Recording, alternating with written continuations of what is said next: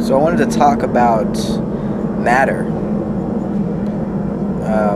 Matter as in the stuff that everything is made out of. Because when we use that word in that way, it implies that there's nothing spiritual. That everything is just a collection of atoms. And spiritualists and materialists will argue with each other about what the nature of existence is based on this point. Does it matter? And the spiritualist says it doesn't matter. The fact that our bodies are composed of atoms doesn't mean that we don't have a soul, something that exists beyond a collection of parts. So the spiritualist is the whole, and the materialist is concerned with the part. The spiritualist says you can't explain the whole by looking at the parts, because the parts are only a small aspect of the entire process that is going on. And I've gotten into a couple debates with people about what the nature of an atom actually is. Like a basketball, some physical concrete object that you can hold in your hands, or is it more like a field of possibilities where we can use a mathematical wave function to predict where electrons will fall most of the time, and we sort of assume that most of the positive charge of the protons is located in the center of this hypothetical entity, and we create these mathematical values in this construct based on physical experimental data, but still the data is coming from machines that we have built, experiments that we have designed in such a way that the way we're detecting that data, we're already influencing the way the data is going to behave, because the data is a function of the detector, the design of the detector. So we're not getting something objective. We can't point a camera at an atom and take a picture of it like a basketball. But then, I saw on Wikipedia yesterday when I was trying to look for a picture of an atom, because I've been under the impression that you can't take a picture of an atom. And they haven't taken a picture of a single atom, but they have zoomed into the picture on Wikipedia, which I'll try to post in this video. They've zoomed into gold and shown that you can actually recognize the little balls of energy, of the atoms, and how they sort of form in this pattern in gold, where there's empty space between them in this very structured order. And it's interesting to see that.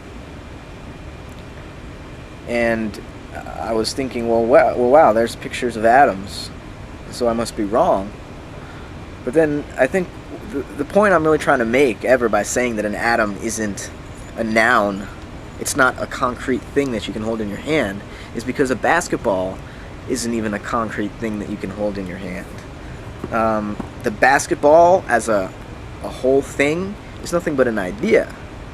I can see one side of this basketball at all times. I can't see the back ever, because, it's just there.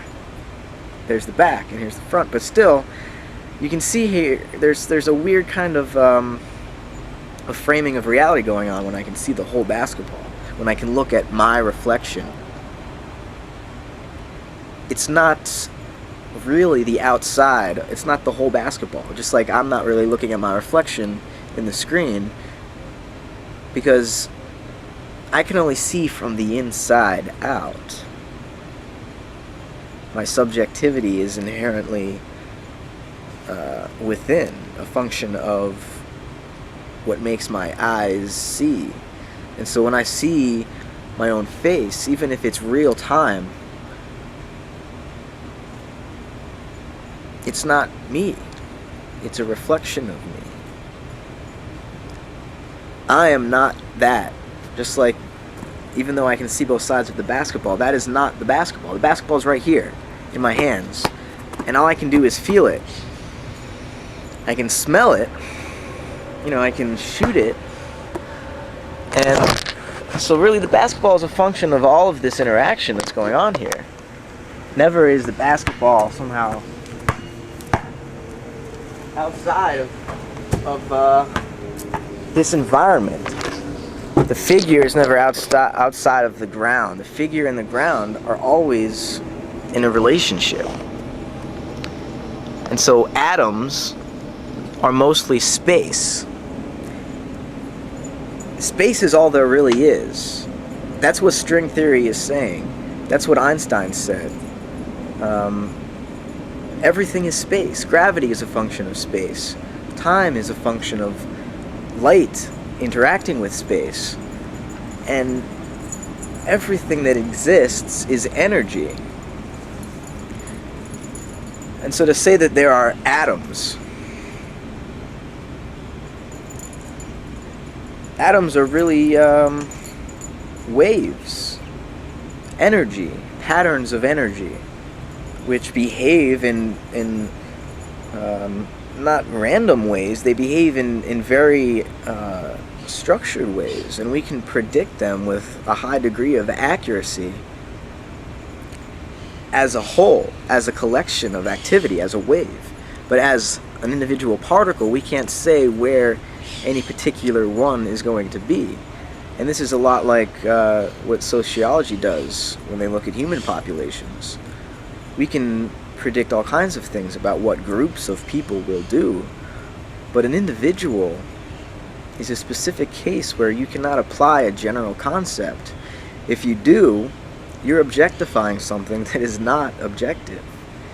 You're looking at yourself in a frame and mistaking the frame for the reality. So an atom is not really an atom. A basketball is not really a basketball. A brain is not really a brain. A mosquito is not really a mosquito. A mosquito is a swamp animal blood mosquito interaction. That's what gives rise to the mosquito. The mosquito is what gives rise to me having all these bug bites and having to scratch myself. And that scratching leads to certain behaviors in my life, and those behaviors lead to certain social outcomes, and all these things are connected. And so to say something like everything that exists is made of matter, if that really means everything that exists is made of energy, there is no separate atom. Every atom exists with an Eve. Every figure has a ground. Every conscious, visible, objectifiable entity has an unconscious, invisible, unknowable, mysterious background. And they're always both there. So when we say things like the brain is who we are, because the brain somehow creates consciousness, whether it's just this epiphenomenon that has no ability to control the body at all because everything is a function of genes and environment, or if it's somehow an emergent property that can have top-down influence on the body and the world, either way, we're still supposing that consciousness is somehow in the brain. But the brain doesn't do anything without the world, without the light from the sun reflecting off the matter of the earth into our retinas, without the air that's held to the surface of the earth for us to breathe, without the vibrating sounds that we hear that travel through that air for us to hear. without our skin for us to feel, what are we? When have you ever been conscious of nothing?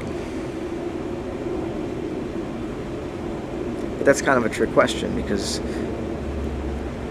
you're not conscious of anything, which is why atoms don't exist and why nothing matters. There's nobody here.